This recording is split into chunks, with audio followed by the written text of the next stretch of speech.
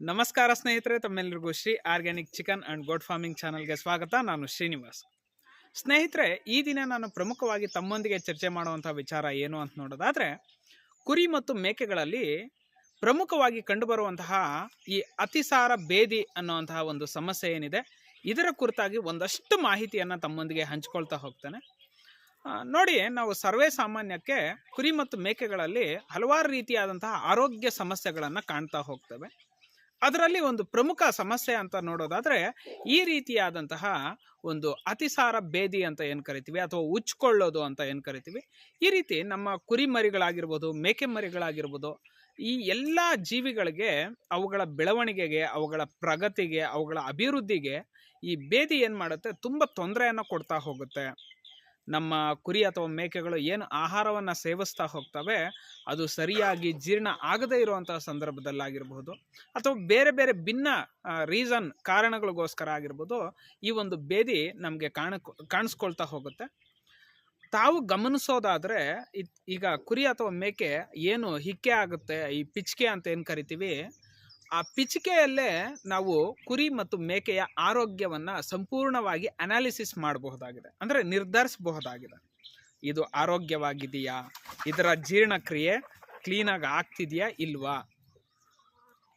ಜೀರ್ಣಾಂಗ ವ್ಯೂಹದಲ್ಲಿ ಏನಾದರೂ ಸಮಸ್ಯೆ ಇದೆಯಾ. ಸೊ ಇದೆಲ್ಲದನ್ನು ಸಹ ನಾವು ಅವುಗಳು ಹಾಕುವಂತಹ ಪಿಕ್ಕೆಯಲ್ಲೇ ಕಂಡು ಹಿಡ್ಕೋಬಹುದಾಗಿದೆ.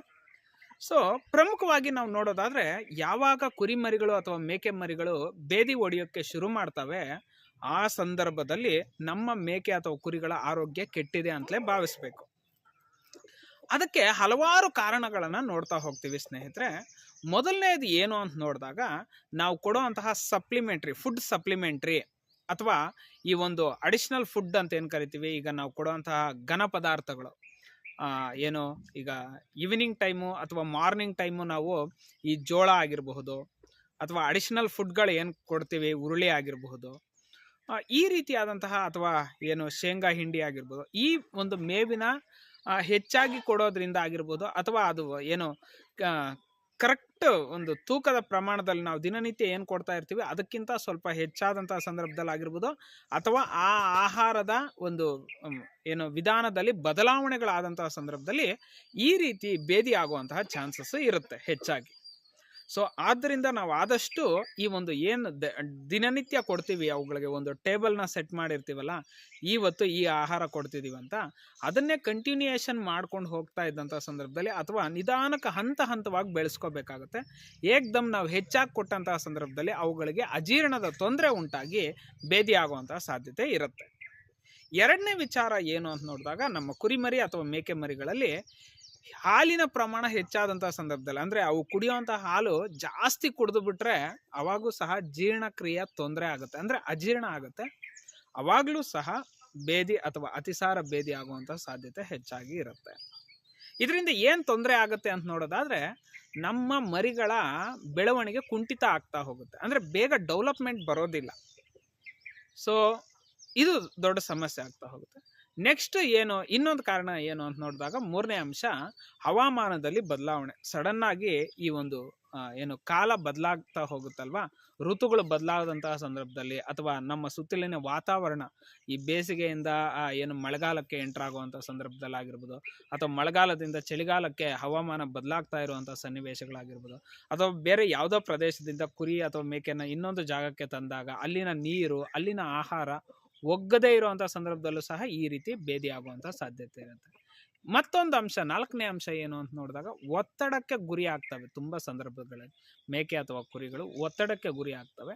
ಆ ಸಂದರ್ಭದಲ್ಲೂ ಸಹ ಈ ಥರ ಬೇದಿ ಆಗುವಂತಹ ಸಾಧ್ಯತೆ ಇರುತ್ತೆ. ಮತ್ತೊಂದು ಆರನೇ ಅಂಶ ಏನು ಅಂತ ನೋಡಿದಾಗ, ಈ ಹಸಿರು ಮೇವು ಇರುತ್ತಲ್ವಾ, ಇದನ್ನು ಹೆಚ್ಚಾಗಿ, ಅಂದರೆ ಈ ಚಿಗುರು ಮೇವು ಅಂತ ಏನು ಕರಿತೀವಿ, ಅಥವಾ ತೀರಾ ಹಸಿರಾಗಿರುವಂಥ ಮೇವನ್ನು ಅಗತ್ಯಕ್ಕಿಂತ ಹೆಚ್ಚಿನ ಪ್ರಮಾಣದಲ್ಲಿ ನೀಡಿದಾಗಲೂ ಸಹ ಈ ಬೇದಿ ಆಗುವಂಥ ಸಾಧ್ಯತೆಗಳು ಹೆಚ್ಚಾಗಿರ್ತವೆ ಅಂತ ನೋಡ್ತಾ ಹೋಗ್ತೀವಿ. ಸೊ ಈ 6 ಅಂಶಗಳು ಏನು ಮೊದಲನೇದೇನಿದೆ, ನಾವು ಘನ ಆಹಾರ ಅಂತ ಏನು ಕರಿತೀವಿ, ಜೋಳ ಆಗಿರ್ಬೋದು, ಶೇಂಗಾ ಹಿಂಡಿ ಆಗಿರ್ಬೋದು, ಉರುಳಿ ಆಗಿರ್ಬೋದು, ಈ ಥರದ ಘನ ಆಹಾರವನ್ನು ಹೆಚ್ಚಾಗಿ ಕೊಟ್ಟಂಥ ಸಂದರ್ಭದಲ್ಲಿ, ಅಂದರೆ ಅದರ ಒಂದು ಅಳತೆಯನ್ನು ಮೀರಿ ಕೊಟ್ಟಂತಹ ಸಂದರ್ಭದಲ್ಲಿ ಬೇದಿ ಆಗುವಂಥ ಸಾಧ್ಯತೆ ಇರುತ್ತೆ. ಹಾಲಿನ ಪ್ರಮಾಣ, ಅಂದರೆ ಮರಿಗಳು ಹೆಚ್ಚಾಗಿ ಹಾಲನ್ನು ಕುಡಿದಂಥ ಸಂದರ್ಭದಲ್ಲೂ ಸಹ ಬೇದಿ ಆಗುವಂಥ ಸಾಧ್ಯತೆ ಇರುತ್ತೆ.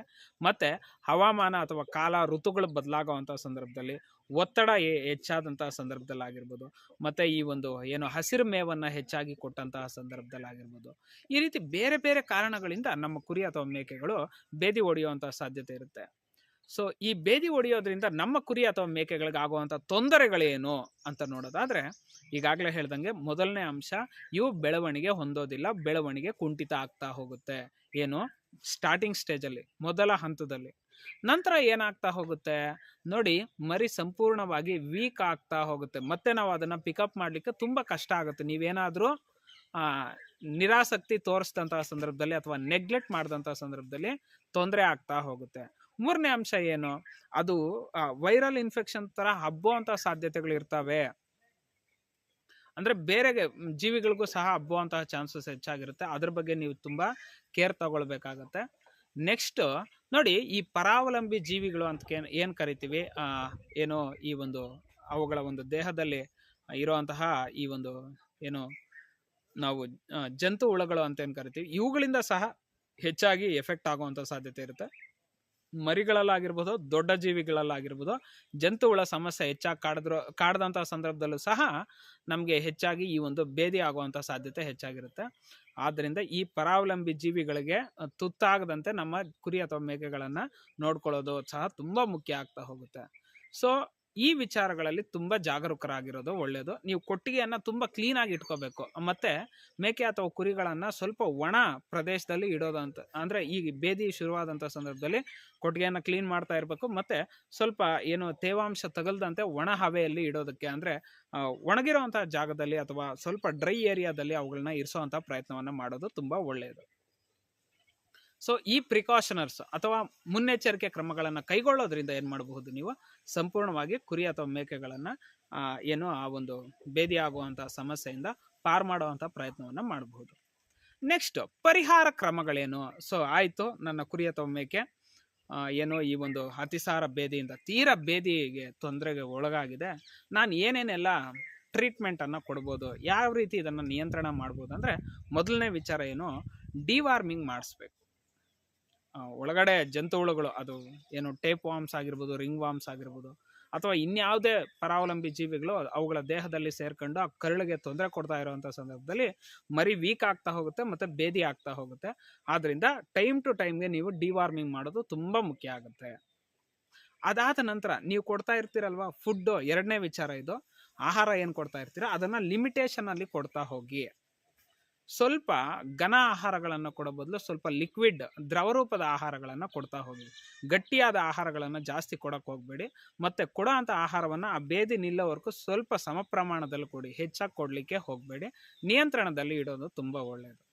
ಮತ್ತು ನಿಮ್ಮ ಹತ್ತಿರದ ಪಶು ಇಲಾಖೆಯ ಅಧಿಕಾರಿಗಳನ್ನು ಭೇಟಿ ಮಾಡಿ, ವೈದ್ಯರನ್ನು ಕರೆತಂದು ಅದಕ್ಕೆ ನೀವು ಏನೋ ಈ ಒಂದು ಡಿವಾರ್ಮಿಂಗ್ ಮಾಡಿದ್ರು, ಅಂದರೆ ಜಂತು ಹುಳದ ಔಷಧಿ ಹಾಕಿದ್ರು, ಫುಡ್ಡಲ್ಲಿ ಕಂಟ್ರೋಲ್ ತಂದರು, ಶುಚಿತ್ವವನ್ನು ಕಾಪಾಡಿದ್ರು, ಇದೆಲ್ಲ ಪ್ರಿಕಾಷನರಿ ಕ್ರಮಗಳನ್ನು ತಗೊಂಡ್ರು, ಮುನ್ನೆಚ್ಚರಿಕೆ ಕ್ರಮಗಳನ್ನ ತಗೊಂಡ್ರು, ನಮ್ಮ ಕುರಿ ಅಥವಾ ಮೇಕೆಗೆ ವಾಸಿ ಆಗ್ತಿಲ್ಲ ಅಂದರೆ ಸೂಕ್ತ ವೈದ್ಯರ ಸಲಹೆಯನ್ನು ಪಡೀರಿ. ಅವರಿಂದ ಸೂಕ್ತವಾದಂತಹ ಚಿಕಿತ್ಸೆಯನ್ನು ನಿಮ್ಮ ಕುರಿ ಅಥವಾ ಮೇಕೆಗೆ ಕೊಡಿಸೋಂತಹ ಸಂದರ್ಭದಲ್ಲಿ ನಾವು ಈ ಸಮಸ್ಯೆಯಿಂದ, ಬೇದಿಯ ಸಮಸ್ಯೆಯಿಂದ ನಮ್ಮ ಮರಿಗಳನ್ನು ಉಳಿಸ್ಕೋಬಹುದಾಗಿದೆ.